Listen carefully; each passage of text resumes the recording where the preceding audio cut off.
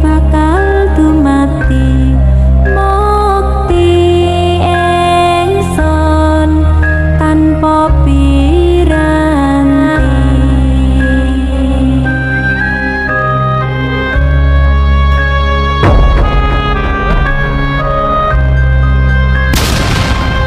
Sama Badu kita dikit lagi kita putuskan ke ajaran kedua. Ajaran tasawuf itu bagian ialah bertorekot. Kalau tasawuf saja, teori saja. Maka judulnya bagian ini, kajian ini namanya tasawuf amali. Berarti kita bertorekot. Betul? Ya. Ajaran tasawuf amali ialah bertoriko. Itu seperti kuliah, sama di UIN, di UNAN, di UNP, sama Pak. Mindset kita, pola berpikir kita yang berkembang di kebanyakan orang sekarang di luar sana, enggak di sini, bahwa toriko hanya boleh diikuti oleh orang-orang yang sudah bau tanah katanya. Benar? Benar gak? Yang udah mau mati, gitu kan anggapannya. Seperti siapa?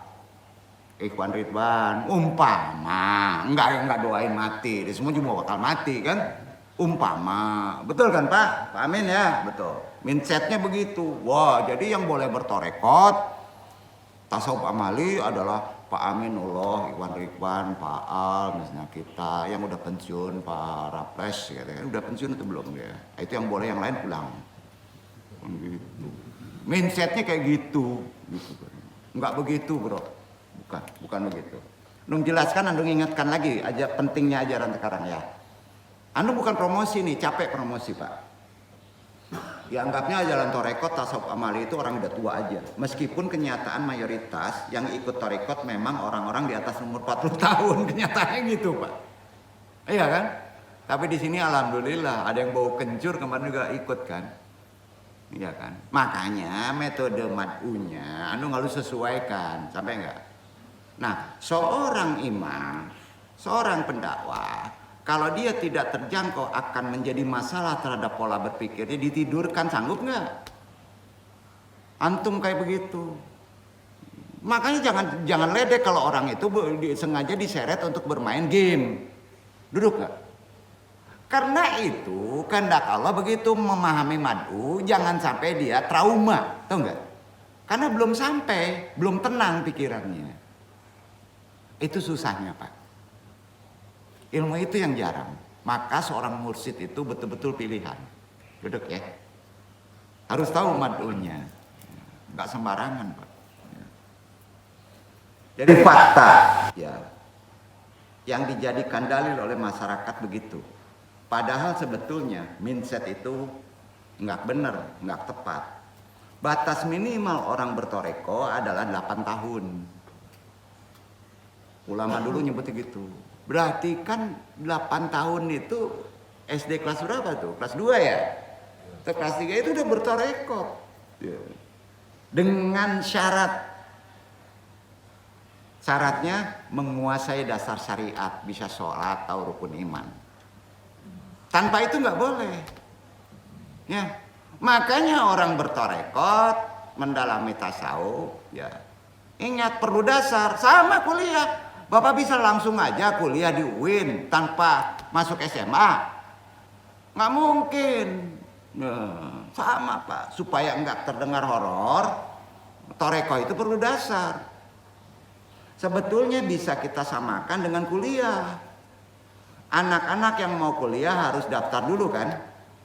Betul? Bapak kemarin harus daftar dulu. Iya. Maka kalau jadi jamaah andung itu jangan jamaah yang disebut jamaah apa? Kaji butuh. Enggak Pak, andung tahu itu. Ada jemaah, ada tidak jemaah. Enggak apa-apa, enggak boleh putus silaturahim. Siapa tahu dia tidak jemaah dapat ilmu kan? Itu kan hak Allah. Daftar dulu, memilih jurusan mana. Bapak jurusannya mana? Yang tahu mursyid.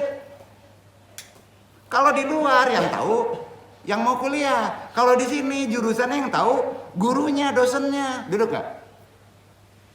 Bapak nggak boleh memilih jurusan karena jurusan itu fitrah. Duduk.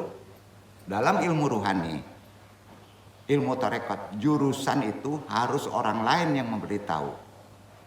Karena sudah tembus ke alam bakat. Itu disebut fitrah. Kalau jurusannya berenang dikasih jurusan misalnya lari di darat ya nggak masuk. Betul kan? Sama Pak. Jadi Bapak nggak usah kejar-kejar jurusan ini. Jurusan al-maut. Nggak bisa Pak. Al-maut itu bagian untuk mencari jurusan. Paham? Sama dengan kuliah tapi ada perbedaan dikit. Kalau kuliah kita yang melihat jurusan. Kalau bertorekot kuliah yang menentukan jurusan adalah mursyidnya. Paham ya? Mudah-mudahan antum semua jadi mursyid. Rasain gak antum kalau punya murid? Mabok Pak. Ada tanggung jawab. Salah ucapan, antum aman. Digempur nih gurunya. Gawat Pak.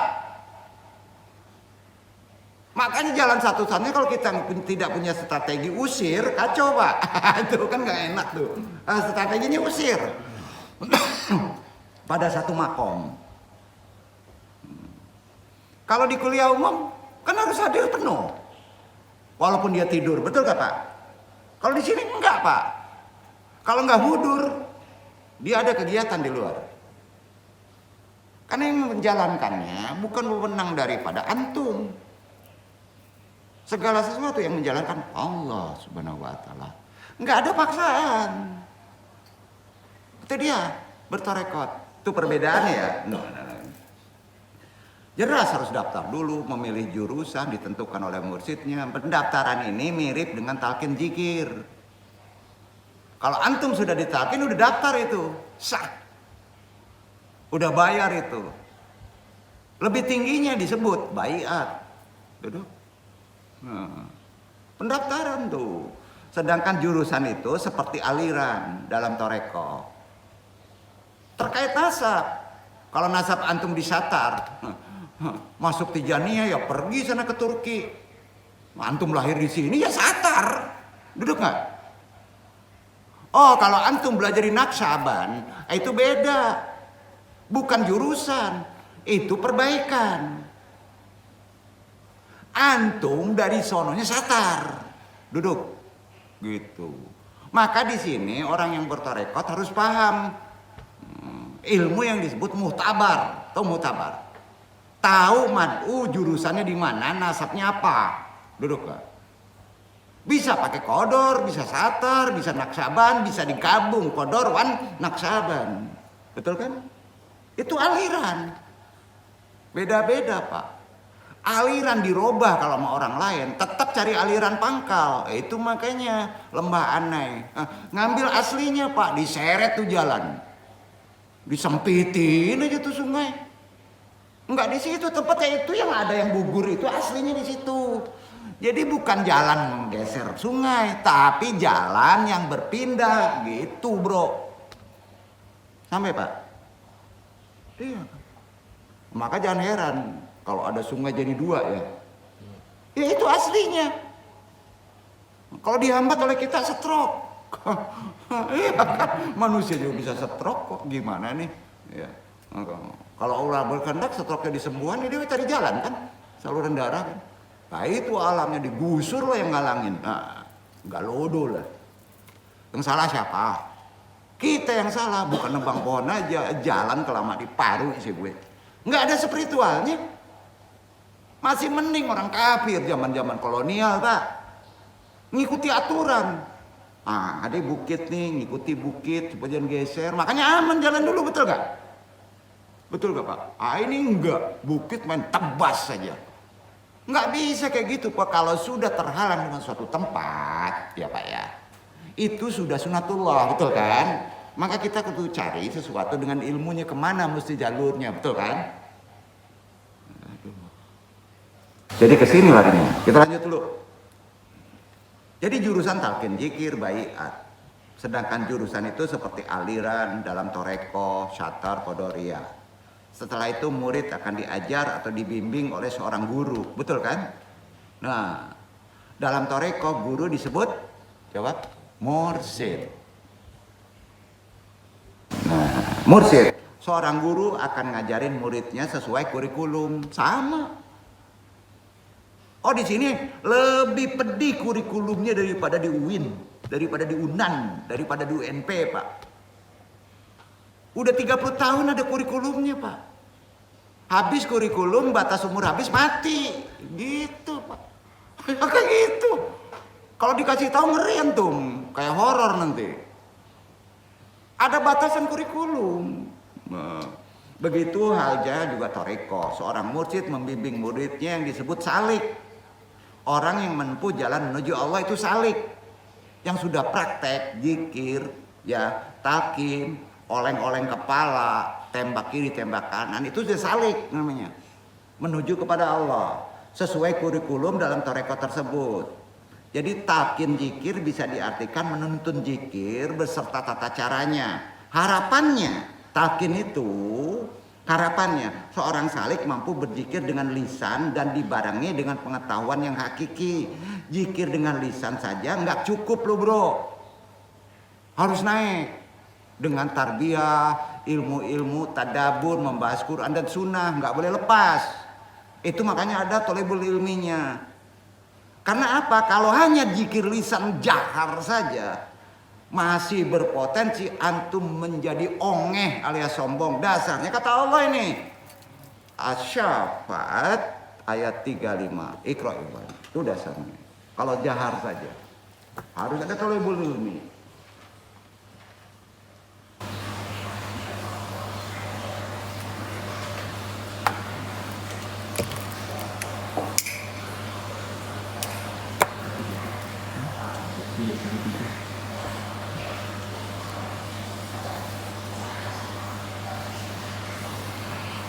Asy-Syafa'at ya.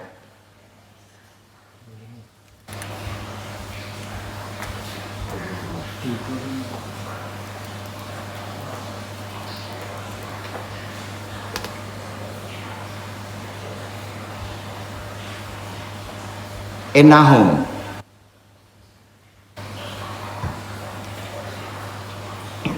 إنهم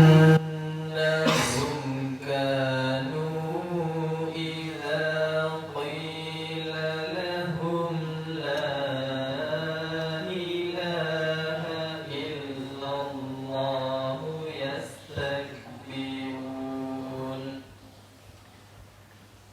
Sesungguhnya mereka dahulu apabila dikatakan kepada mereka la ilaha illallah, tiada Tuhan yang berhak disembah melainkan Allah, mereka menyombongkan diri. la ilaha illallah, resikonya yastakbirun, sombong. Kalau berhenti di situ, harus ada kopi, harus diisi, harus thalibul ilmi, harus ingat mati. Duduk gak? Itu silabusnya Pak.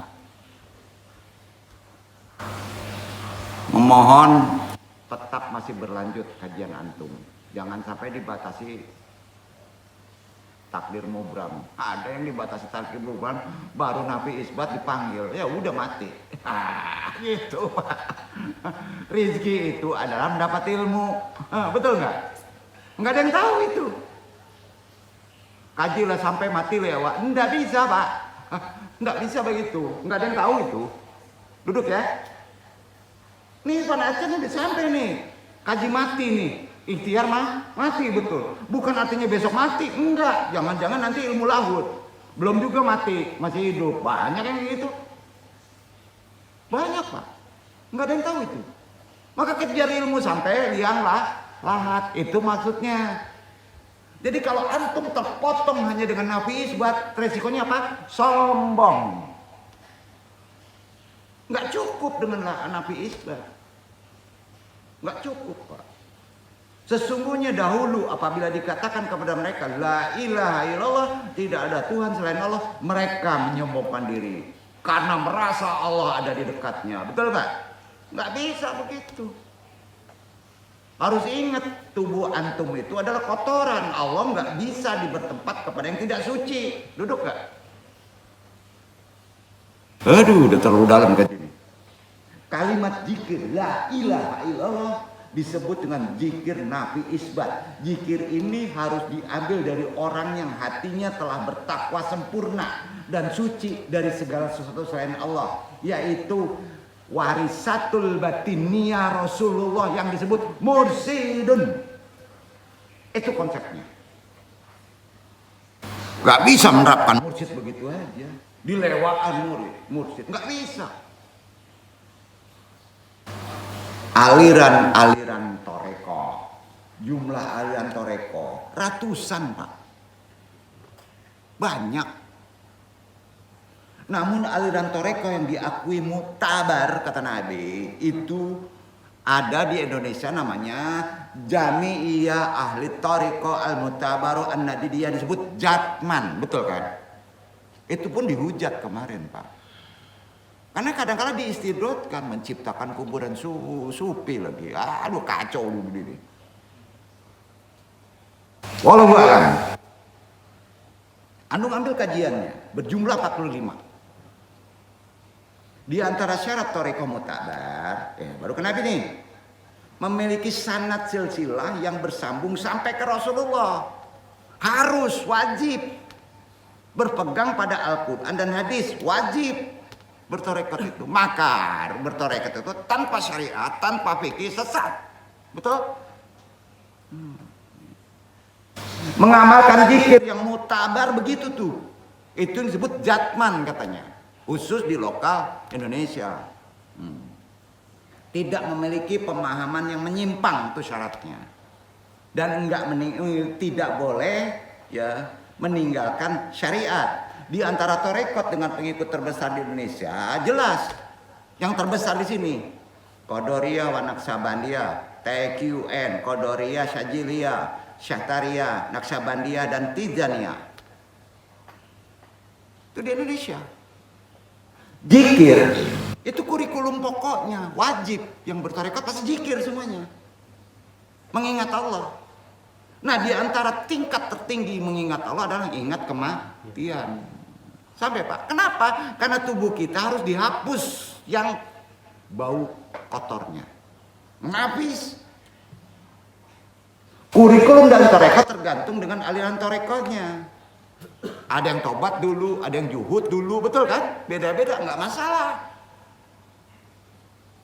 Di antaranya adalah zikir, riyadoh, mujahadah, tazkiyatun nafs, membersihkan nafsu dan sebagainya. Kita akan sedikit membahas zikirnya di sini. Ini sama.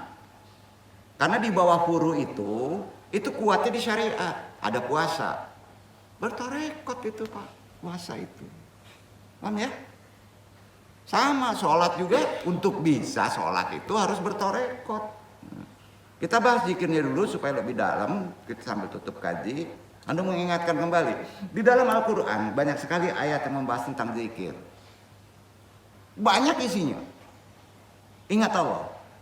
Allah memberitakan orang-orang ya yang berzikir ada di Arad 28. Syekh Abdul Qadir Jailani dalam kitab Sirrul Asrar memberikan syarat-syarat dalam berzikir, yaitu wudu yang sempurna. Wudu yang sempurna. Di syariat ingat Allah nggak perlu wudu, nggak apa-apa. Tapi di tarekat wudunya harus sempurna. Gimana wudu yang sempurna? Itu tadi. Kalau air yang membersihkan nggak perlu dipikirkan ada kotoran di tangan. Pikirkan hak tangan itu mengambil hak orang lain. Itu sempurna wudunya. Di sini meliputi wajib dan sunnah. Berzikir dengan arah yang tepat. Ya kiblat tadi. Dan suara yang kuat waktu berjaharkan. Faktor suara yang kuat ini qadar. Nah, itu aliran, metode. Bukan akidah, dulu kan? Itu metode, cara untuk bisa sholat benar. Zikir yang demikian insya Allah dengan pola metode tadi akan menimbulkan cahaya zikir dalam batin bagi orang yang berzikir dan hatinya menjadi hidup dengan cahaya kehidupan yang abadi. Paham sini? Gambaran umum tarekat. Anda ingatkan lagi ya, Anda ingatkan lagi supaya jangan lupa nih. Ya. Mirip-mirip antum kuliah deh. nggak perlu takut, nggak perlu cemas, bertorekot itu tidak sesat. Bahkan dari 8 tahun sudah diingatkan cara bertorekot. Ya, mau ke Jakarta Bapak tidak naik bus bisa sampai Pak? Yang naik bus itu namanya torekot. Lewat risalah ini Anung sebagai pentalin mengkampanyekan lagi, mengingatkan kepada Iwan semuanya, bumikan tasawuf amali. Duduk, bumikan. Karena kelemahan kita manusia sekarang adalah sisi ruhani, sisi spiritual. Bertorekotlah ya. Karena itu sayangnya kita bertorekot perlu guru yang menunjukkan jalan ruhani. Perlu istilahnya dalam tarekat namanya mursyid. Bagi orang yang khusus bertarekat tidak asing perkara mursyid, namun bagi pemula khalayak umum istilah mursyid merupakan sesuatu yang asing mungkin. Bahkan tidak pernah mendengar sebelumnya. Sebenarnya mursyid itu apa sih? Bapak-bapak, sebenarnya mursyid dengan makomatnya ada kaitan dengan khalifah untuk laki-laki, ya. Nah, apa itu mursyid? Mursyid adalah pembimbing dalam tarekat yang diutus untuk orang-orang khusus. Tidak hanya dirinya, tugas ini enggak akan terpenuhi kecuali mengikuti jalan Rasulullah. Itu mursyid. Jika ada ulama pewaris ilmu zahir seperti fikih, itu disebut ulama, kiai, ustadz. Maka mursyid adalah pewaris ilmu batinnya. Sayangnya orang yang mewakili ulama-ulama syariat belum tentu dia mursyid. Tapi kalau mursyid pasti dia kiai. Betul? Karena dasar untuk menjadi mursyid harus kuat syariat dan fikih. Ia mendapatkan warisan ilmu hal, yaitu pusatnya ilmu. Itu disebut ilmu hal, mursyid itu. Seorang mursyid mutlak dibutuhkan dalam bertorekoh. Bahkan jika enggak punya guru, apa kata guru mursyid? Setanlah gurunya. Wah, kan enggak enak Pak. Bila gurunya setan, pastilah antum tasase. Kan gitu. Syekh Abdul Yazid Al-Bustami sampai berkata begini, man lam yakun lahu mu'alimun fa mu'alimu syaitan. Barang siapa tidak memiliki guru, maka gurunya adalah setan. Kan gak enak Pak. Tapi benar, itu perkaranya di ruhani, bukan di syariat. Paham ya? Sebagaimana diungkapkan oleh Socrates. Ini Socrates ya, bukan Islam, yang wafat 399 sebelum Masehi. Pada dasarnya kata Socrates, setiap orang mampu untuk menghadapi segala macam persoalan. Fitrahnya begitu.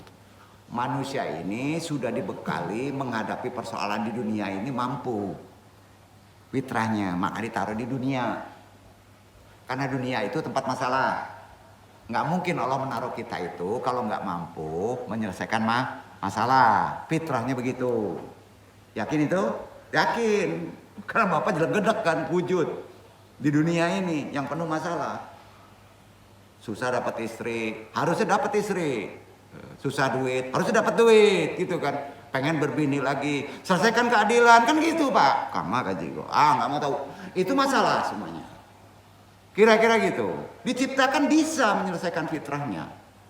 Maka ya, fitrahnya begitu. Makanya ikutin tarekat supaya bisa menyelesaikan fitrah itu. Diingatkan padahal sudah ada di kita. Nggak percaya? Itu kata Socrates loh. Yang bukan Islam.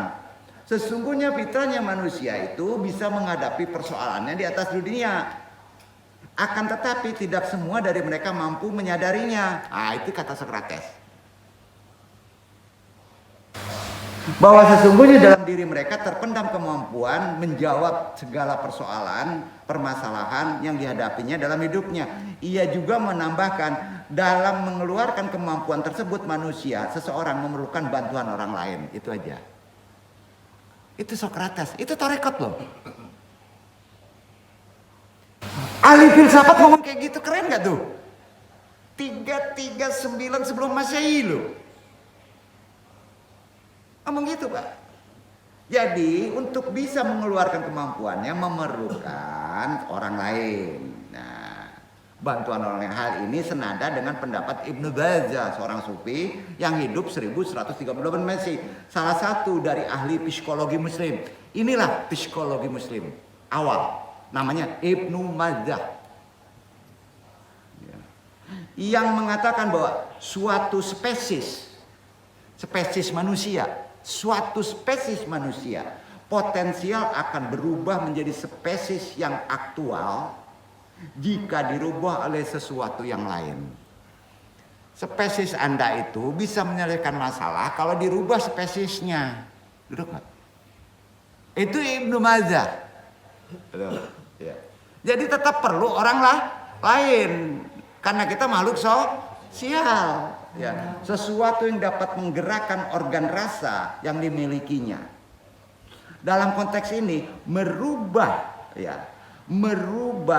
teoritis praktikal sebuah tarekot tidak dapat dinamakan tarekot jika tidak memiliki guru mursyid.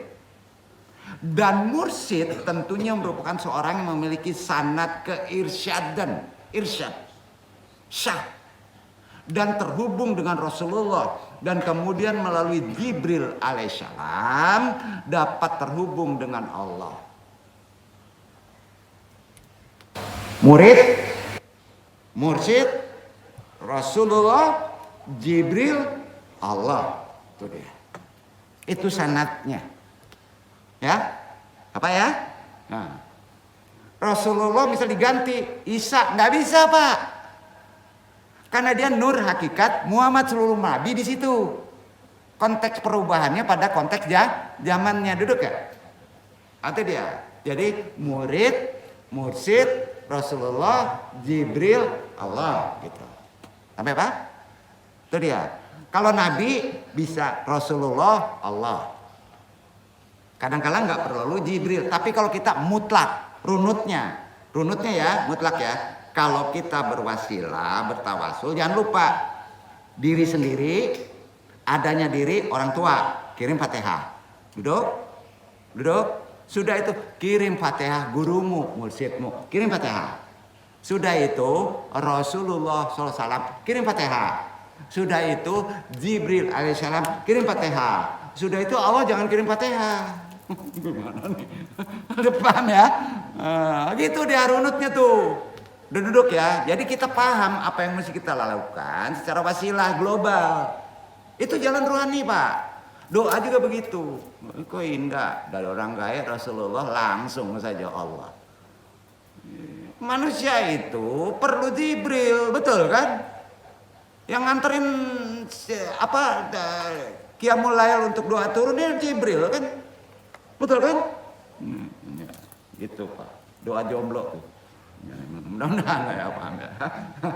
Nah, lanjut. Nah, jadi ini penting ya. Dalam karyanya juga disebutkan Al-Gunyah Syekh Abdul Qadir Jailani menjelaskan bahwasanya penyebab hati menjadi buta, tidak tahu dasar tadi bahwa kita kodratnya itu bisa nolong, ya kata Al-Jailani adalah lalai, sombong, seolah-olah dirinya bisa menyelesaikannya. Kemudian melupakan Allah dan melupakan bahwa kita makhluk sosial yang perlu orang lain. Disitulah penting Anda sampaikan. Ini Al-Gunyah halaman 208. Nah, jadi di sini dulu yang perlu sampaikan di bab part kedua ini. Insya Allah besok kita masih sambung bab ini sampai ke titik yang disebut amalan-amalan sifat-sifat dari kehidupan yang dimensinya 2 menjadi hidup kembali. Banyak maaf, mudah-mudahan bermanfaat. Agak lebih pusing, agak lebih dalam, tapi terkait dengan kondisi dakwahnya alam sekarang. Wassalamualaikum warahmatullahi wabarakatuh.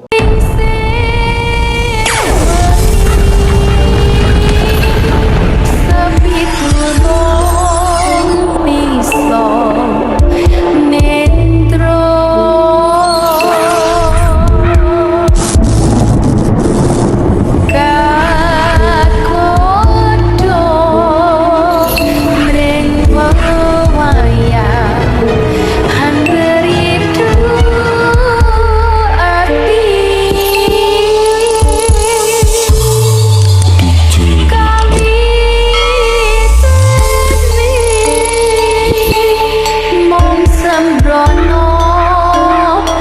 syukur